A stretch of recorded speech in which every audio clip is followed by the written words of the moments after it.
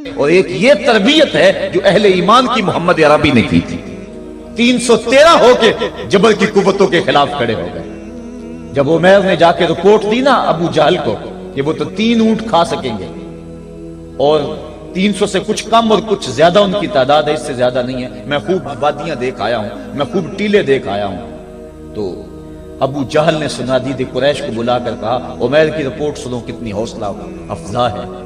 صبح لڑائی کی نوبت نہیں آئے گی، صبح تو رسیاں کٹھی کرو اور جکڑ جکڑ کے مسلمانوں کو اونٹوں کی پشتوں پہ باندھ لیں گے اور پھر سین حرم میں جا کے کعبۃ اللہ کی دیواروں کے ساتھ باندھ دیں گے. لوگوں کو تماشا دکھایا کریں گے کہ یہ نیا دین لے کر آئے تھے اور یہ ان کا کیا حال ہے. جب اس نے رعونت بھرے اپنی زبان سے یہ جملے نکالے تو عمیر جو سارا منظر اپنی آنکھوں سے دیکھ کر آیا تھا، ابن حشام میں لفظ موجود ہیں، اس نے کہا وَلَٰكِنْ رَأَيْتُ یا معشر قریش البلایا تحمل المنایا. اے قریش کے سرداروں اتنے بھی تکبر میں نہ آؤ، میں اپنی ان آنکھوں سے دیکھ کر آیا ہوں کہ یثرب کی اونٹنیاں اپنی پشتوں پہ نری موتیں اٹھا کے لے آئی ہیں. ان کے بدن پہ چیتھڑے ہیں، ان کے پیٹ کمر سے لگے ہوئے ہیں، لیکن وہ زخمی سانپوں کی طرح پیچ و تاب کھا رہے ہیں. کل ان میں سے کوئی نہیں مرے گا جب تک تم میں سے ایک ایک کو لڑ نہیں جاتا. تم تو یہ کہتے ہو رسیاں کٹھی کرو، میرا مشورہ مانتے ہو تو رات کے اندھیرے میں بھاگ سکتے ہو تو بھاگ جاؤ. اس قوم سے لڑنا تمہارے بس کا روگ نہیں ہے جو مرنے کے لیے آئی ہے. اتنی بڑی قوت کو دیکھ کر ان کے سینے میں خوف پیدا نہیں ہوا، بلکہ آپ جانتے ہیں بدر کی تاریخ گواہ ہے کہ 2 گھوڑے تھے. ایک روایت میں صرف ایک گھوڑا تھا، 6 زرہیں تھی، 8 تلواریں تھیں، 70 اونٹ تھے، اور جن کے پاس تلواریں نہیں تھیں انہوں نے کھجوروں کے ڈنڈے توڑ لیے اور ہواؤں میں لہرانے شروع کر دیے. جب یہ ملکوتی قافلہ مدینے سے باہر نکل رہا تھا، دکانوں پہ یہودی عیسائی بیٹھے تھے. انہوں نے کہا مسلمانوں کس بل بوتے پہ جا رہے ہو، کس برتے پہ جا رہے ہو، کون سا آسرا ہے تمہارا، آلات حرب و ضرب تو تمہارے پاس موجود نہیں، اتنی بڑی قوت سے ٹکرانے جا رہے ہو جو کیل کانٹے سے اور اسلحے سے آلات حرب و ضرب سے لیس ہو کے آئی ہے، تم مقابلہ کیسے کر پاؤ گے، کس بل بوتے پہ جا رہے ہو. حضور کملی اوڑے ساتھ ساتھ چل رہے تھے. صحابہ نے اشارہ کر کے کہا نہ تیغ و تیر پر تکیا، نہ خنجر پر، نہ بالے پر، بھروسہ ہے تو اس سادی سی کالی کملی والے پر.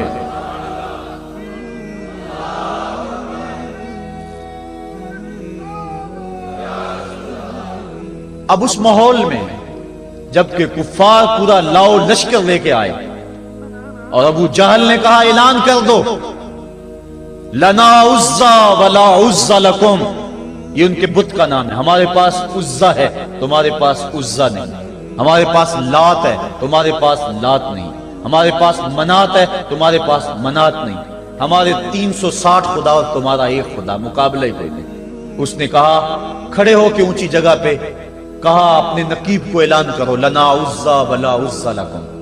حضور کے کانوں میں آواز پڑی، فرمایا علی تم بھی اونچے ٹیلے پہ کھڑے ہو جاؤ اور تم ان کو جواب میں کہو اللہ مولانا ولا مولا لکم، اللہ ہمارا مولا ہے تمہارا مولا کوئی نہیں ہے. اور پھر حضور نے سجدے میں سر رکھ دیا. سجدہ اتنی بڑی قوت ہے، ہزاروں ایٹم بمبوں کے اندر وہ قوت نہیں ہے جو سجدے کے اندر طاقت رکھ دی. آج دنیا سے ہم ڈر رہے ہیں اس لیے کہ ہمارے سجدے چھن گئے ہیں، ہمارے سجدوں کی آبرو چھن گئی ہے، ہمارے سجدوں میں وہ حرارت اور گرمی نہیں رہی، وہ رقت اور وہ نرمی نہیں رہی. بدر کا میدان ہے، 1000 کا لشکر جرار مقابلے میں ہے اور وہ پورے لاؤ لشکر کے ساتھ ناز و تفاخر کے اندر مسلمانوں کو ملیا میٹ کر دینے کے جذبوں سے دانت پیس رہے ہیں کہ آج مسلمانوں کو کچا چبا دیں گے. مسلمانوں کے ساتھ پاس صرف 8 تلواریں اور ان کے بطن میں کھانے کے لیے کچھ نہیں. جس کھجور کو چوس کے روزہ رکھتے ہیں اسی کھجور کو چوس کے روزہ افطار کرتے ہیں. یہ حالت مسلمانوں کی، بدن پہ چتھڑے لگے ہوئے کپڑے ہیں، عجیب حالت ہے. پھر کون سا آسرا تھا جو مسلمانوں کے کام آیا؟ مصطفیٰ کریم نے مسجد عریش میں سجدے میں پیشانی جھکا دی. حضرت ابو بکر صدیق رضی اللہ تعالیٰ عنہ فرماتے ہیں میں حضور کے ساتھ تھا، ساری رات مصطفیٰ روتے رہے، آنکھوں میں آنسو ہیں. حضور کی چادر سر انور سے سرک کے حضور کے کندھوں پہ آ جاتی، پھر کندھوں سے پشت پہ آ جاتی. میں اٹھا کے حضور علیہ السلام کے سر پہ رکھتا اور کہتا حضور بس کرو. حضور بار بار روتے اور اللہ کی بارگاہ میں سجدے میں سر ڈال کر التجائیں کرتے، لفظ کیا تھے محبوب کی زبان پہ، آج تک ایسی ناز والی دعا کسی نے نہیں کی ہے جی جیسی دعا مصطفیٰ جان رحمت نے کی۔ مصطفیٰ کریم سجدے میں سر رکھا ہے اور کیا کہا، اللہم ان تہلک ہذہ العصابہ لم تعبد فی الارض ابدا۔ میرے مالک میں نہیں کہتا کہ ان لوگوں کو بچا لے، دیکھ میری زندگی کی کمائی یہی 313 ہے جو میں تیری چوکھٹ پہ لے کے حاضر ہو گیا ہوں۔ میری زندگی کا کل اثاثہ، میری زندگی کا کل سرمایہ کوہ ابو قبیس پہ کیے گئے درسوں کا نتیجہ، عکاظ کی منڈی کے اندر دیے گئے درسوں کا نتیجہ، اور ذی المجال کے میلے میں تیرے دین کی تبلیغ کا نتیجہ، طائف کے بازاروں میں پتھر کھا کھا کے جو تبلیغ کی اس کا نتیجہ، رستے میں گڑے، رستے میں بچتے ہوئے کانٹے، اور مکے کے بازاروں میں میرے بدن کے اوپر پڑتی ہوئی اوجریاں، میں نے پھر بھی تیرا کلمہ بلند کیا۔ میرے مالک میری پوری زندگی کا گداز، میری پوری زندگی کا سرمایہ، میری زندگی کے آنسو، میری زندگی کا رونا سینے حرم کے اندر کعبۃ اللہ کی چھاؤں کے میں سجدے کر کر کے، کوئی کبھی میں نے عمر مانگا، کبھی میں نے حمزہ مانگا، تیرے دین کے لیے میں نے جو ایک ایک کر کے تنکا جوڑا اور یہ ایک چھوٹا سا گھونسلہ بنایا، یہ گھونسلہ اب بجلیوں کی زد میں ہے، کفار کی بجلیاں اس گھونسلے کو جلا دینا چاہتی ہیں۔ میرے مالک میں یہ نہیں کہتا کہ میرا گھونسلہ اور میری یہ مٹھی بھر جماعت اور یہ چند میرے لوگ اور یہ میرا سرمایہ اور اثاثہ، میری پوری زندگی کی کمائی، میری جوانی کا سرمایہ جو میں نے تیرے سامنے لا کے رکھ دیا ہے، میں یہ نہیں کہتا ان کو بچا لے، لیکن میرے مالک اگر یہ نہ رہے تو قیامت تک پھر تجھے بھی خدا کوئی نہیں کہے گا۔ ان تہلک ہذہ العصابہ لم تعبد فی الارض ابدا، اگر یہ نہ رہے تو قیامت تک تیرے نام کے ڈنکے بجانے والے بھی دنیا پہ نہیں ہوں گے۔ یہ حضور نے اللہ کی بارگاہ میں دعا کی اور سجدے میں سر رکھا ہے۔ حضور علیہ السلام کی آنکھوں میں اشک جاری ہیں، سجدے سے قوت حاصل کی جا رہی ہے۔ دشمن کے مقابلے میں مصطفیٰ کریم سجدے میں سر رکھ کے اللہ سے آرزو کر رہے ہیں۔ حضرت سیدنا صدیق اکبر فرماتے ہیں، اچانک حضور نے سر اٹھایا، میں خوش ہو گیا کہ حضور کے چہرے پہ مسکراہٹ تھی۔ حضور مسکراتے ہوئے فرمایا، ابشر یا ابا بکر ھذا جبریل آخذ بعنان فرسہ، ابو بکر بشارت ہو، وہ جبریل اللہ کی مدد لے کر آ گئے۔ تو یہ سجدے تھے جن سجدوں نے ظالم اور جابر قوتوں کا منہ توڑ کے رکھ دیا۔ حضرت علی المرتضی روایت کرتے ہیں رضی اللہ تعالیٰ عنہ، فرماتے ہیں میں نے ہاتھ میں تلوار تھامی اور میدان میں کود پڑا، میں نے کئی کافروں کو واصل جہنم کیا، پھر پلٹ کے دیکھا کہ میں حضور کی زیارت کر لوں، لیکن مجھے حضور نظر نہ آئے۔ میں نے ڈھونڈا تو ایک سمت حضور نے پیشانی سجدے میں رکھی ہوئی تھی اور زبان پہ لفظ تھے، یا حیو یا قیوم، یا حیو یا قیوم۔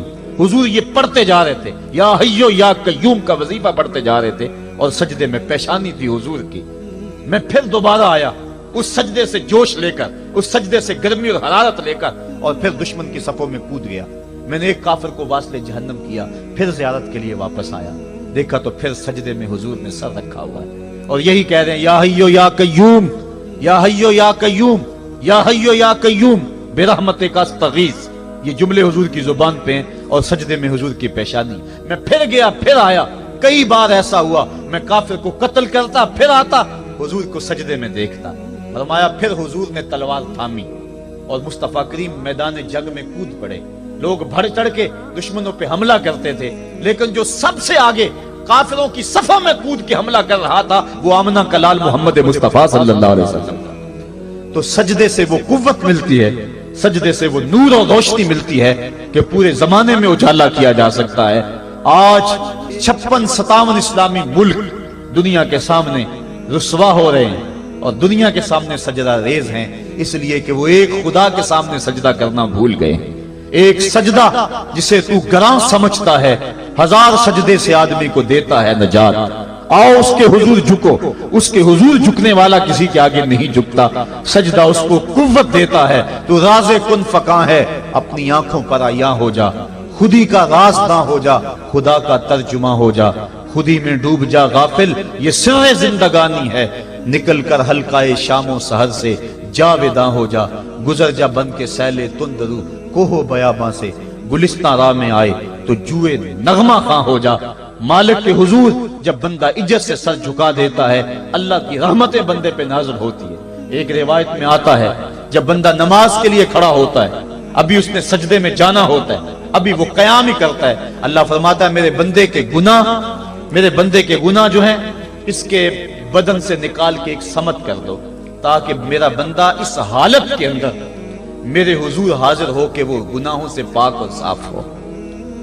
حضرت نبی رحمت صلی اللہ علیہ وآلہ وسلم فرماتے ہیں کہ پھر اس کے سارے گناہ اس کے بدن سے اتار کے ایک سمت رکھ دی جاتے ہیں، اور بندہ مصلی پہ سبحان ربی العالی کے نغمے الاپتا ہے، رکوع کرتا ہے، سجدے کرتا ہے، جب سلام پھیر کے نماز ختم کر کے دعا کر کے جانے لگتا ہے تو فرشتے عرض کرتے ہیں مالک یہ جو گناہ اتار کے ایک سائیڈ پہ رکھے تھے یہ دوبارہ اس کو دے دیں؟ اللہ فرماتا ہے جس کی جھولی سے گناہ نکال لیے تھے دوبارہ اس کی جھولی میں نہیں ڈالیں۔ اللہ اکبر۔ اور ایک روایت کے لفظ ہیں کہ جب بندہ نماز کے لیے کھڑا ہوتا ہے اس کے کندھوں کے اوپر سارے گناہ آ جاتے ہیں اور اس کے سر پہ اوپر گناہ آ جاتے ہیں، جب رکوع میں جاتا ہے تو کندھوں والے گناہ گر جاتے ہیں، اور جب بندہ سجدے میں سر رکھتا ہے تو اللہ تعالیٰ اس کے سارے گناہوں کو ختم کر دیتا ہے اور وہ بالکل پاک ہو جاتا ہے۔ حضرت سلیمان فارسی ایک دن ایک درخت کے نیچے کھڑے تھے، آپ نے درخت کی شاخ کو پکڑ کے جنبش دی، حرکت دی، موسم خزاں تھا، درخت کی شاخ کے سارے زرد پتے گر گئے۔ ایک صحابی پاس کھڑے تھے، انہیں پوچھنے لگے عثمان تو نے مجھے پوچھا نہیں کہ میں نے درخت کی شاخ کو یوں ہلایا کیوں ہے؟ انہوں نے کہا اچھا پھر آپ بتا دیں کہ آپ نے درخت کی شاخ کو یوں کیوں ہلایا ہے؟ کہا سنو پھر ایک دن میں اور چند صحابہ حضور کے ساتھ جا رہے تھے، رستے میں ایک درخت آیا، اس کے نیچے حضور کھڑے ہوئے، حضور نے اس طرح درخت کی شاخ کو پکڑ کے ہلایا، یوں پتے جھڑ گئے، ہم اس منظر کو دیکھتے رہے۔ حضور علیہ السلام نے فرمایا سلمان فارسی تو نے مجھے پوچھا نہیں کہ میں نے اس درخت کی شاخ کو یوں کیوں ہلایا ہے؟ تو میں نے عرض کی حضور آپ بتا دیں کہ آپ نے کیوں ہلایا ہے؟ فرمایا سلمان جس طرح اس درخت کی شاخ کو ہلایا گیا اور سارے پتے جھڑ گئے، جب کوئی بندہ سجدے میں سر رکھتا ہے نماز پڑھتا ہے اس کے سارے گناہ دھل جاتے ہیں اور وہ پاک اور صاف ہو جاتا ہے۔ ایک دن فرمایا صحابہ اگر کوئی بندہ اس کے گھر کے سامنے سے نہر گزرتی ہو اور وہ دن میں 5 مرتبہ اس نہر کے اندر غسل کرے تو بتاؤ اس کے بدن کے اوپر کوئی میل کچیل رہ جائے گا؟ عرض کی نہیں۔ فرمایا اس طرح جو 5 نمازیں پڑھتا ہے اس کے بدن کے اوپر گناہوں کا میل نہیں رہتا۔ فرمایا الصلاۃ معراج المومنین، نماز مومنوں کا معراج ہے۔ عماد الدین الصلاۃ، نماز دین کا ستون ہے۔ حبب الی من دنیاکم ثلاث الطیب والنساء وجعلت قرۃ عینی فی الصلاۃ، مجھے تمہاری دنیا سے صرف 3 چیزیں پسند ہیں، خوشبو، منکوحہ بیویاں اور میری آنکھوں کی ٹھنڈک نماز میں رکھی ہے۔ اور حضور نے یہ بھی ارشاد فرمایا من ترک الصلاۃ متعمدا فقد کفر، جس نے جان بوجھ کے نماز چھوڑی گویا اس نے کفر ہی تو کیا، یعنی کافروں والا کام کیا۔ حضرت امام فخر الدین رازی نے تفسیر کبیر میں لکھا حافظوا علی الصلوات والصلاۃ الوسطی، اس آیت کریمہ کے تحت ایک عورت مدینے کی گلیوں میں چیخ رہی ہے اور کہنے لگی مجھے حضور کے در کا پتہ بتاؤ۔ حضور کی چوکھٹ کا پتہ بتلایا گیا، وہ حاضر ہوئی۔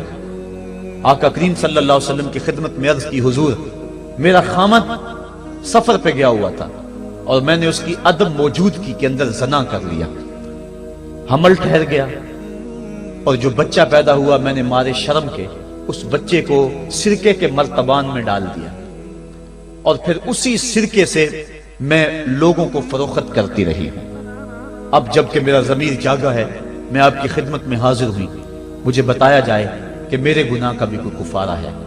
حضور نے ارشاد فرمایا جو تو نے زنا کیا ہے اس کی سزا رجم ہے چونکہ تو شادی شدہ ہے، اور جو تو نے بچے کو قتل کیا ہے قتل کی سزا قتل ہے، اور جو تو نے سرکہ بیچا ہے فقد ارتکبت کبیرہ، تو نے کبیرہ گناہ کیا ہے، اس کی سزا تو قیامت کے دن پائے گی۔ اس کے بعد حضور فرمایا ان تینوں گناہوں کی یہ سزا ہے، لیکن جس طرح تو گھبرائی ہوئی آئی تھی میں تو یہ سمجھا تھا شاید تیری نماز اثر قضا ہو گئی ہے۔ اب آپ اندازہ کریں کہ نماز کی اہمیت کیا ہے اور ہم اس باب میں کتنی سستی کرتے ہیں۔ کسی سے پوچھا جائے نا آؤ نماز پڑھنے چلے، وہ کہتے ہیں بس یار میرے کپڑے پلید ہیں، کپڑے میرے پاک نہیں ہیں۔ تیرے کپڑے کیسے پاک رہ سکتے ہیں؟ تو اللہ کے حضور جھکنا نہیں جانتا، تیرے کپڑے بھی پلید ہیں، تیرا دل بھی پلید ہے، تو اس کے حضور جھک کے تو دیکھ، تن بھی ستھرا کر دے گا، تیری روح کو بھی پاکی دے دے گا، تیرے قلب کو بھی طہارت بخش دے گا۔ تو اس کے حضور آ جھک، اس کے حضور سجدوں سے اللہ کے حضور خراج پیش کر اپنی محبتوں کا جب بندہ سجدے میں سر رکھتا ہے اللہ فرشتوں میں فخر کرتا ہے میرے بندے کو دیکھو نا بالآخر میرے حضور ہی جھکا ہے نا. کتنے گناہ کیے اس نے, کتنے جرم کیے اس نے, لیکن بالآخر میرے حضور آیا اور اپنے گناہوں کی معافی مانگتا ہے. فرشتوں گواہ ہو جاؤ میں نے اپنے اس بندے کی مغفرت فرما دی. تو اللہ کے حضور نماز پڑھنے والا, بلکہ ایک روایت مسند امام احمد بن حنبل میں موجود ہے, حضور فرمایا جب بندہ نماز کے ارادے کے لیے اٹھتا ہے اور وضو کرنے کے لیے جب پانی کا پہلا قطرہ چلو پہ لیتا ہے, جو ہی اس کے بدن سے وضو کا پانی چھوتا ہے اللہ اس کے گناہوں کو معاف فرما دیتا ہے. جس نماز کے قصد کے لیے اٹھیں اور وضو کریں اور پانی چھوتے ہی گناہ معاف ہو جائیں, اگر اس نماز کا اعلیٰ درجہ سجدہ کر لیا جائے تو پھر مالک کی کتنی رحمت نازل ہوگی. یہ کتنی بڑی دولت ہے, یہ کتنا بڑا سرمایہ ہے جس سے ہم لوگ محروم رہ جاتے ہیں. آؤ اللہ کی رحمتیں سجدے میں ڈھونڈے, سجدے میں پیشانی رکھ کے جب ہم اس کی رحمت کو مانگے تو وہ مالک ہمارے اوپر رحمتیں نازل کرے گا. آج پوری دنیا کے اوپر مسلمانوں کے ساتھ جو حالات ہیں وہ کسی سے مخفی نہیں. کوئی کہتا ہے کہ معاشی طور پہ مسلمان کمزور ہیں, اس وجہ کو بھی میں تسلیم کرتا ہوں. مسلمان کے پاس آلات حرب و ضرب بھی موجود نہیں ہیں, اس وجہ کو بھی تسلیم کر لیا جائے. سیاسی طور پہ مسلمان کمزور ہیں, اس وجہ کو بھی تسلیم کر لیا جائے. یہ ساری وجہیں اپنی جگہ پہ, لیکن یہ بھی تو سنو مسلمانوں کی تعداد اس وقت 1,40,00,000,000 ہے.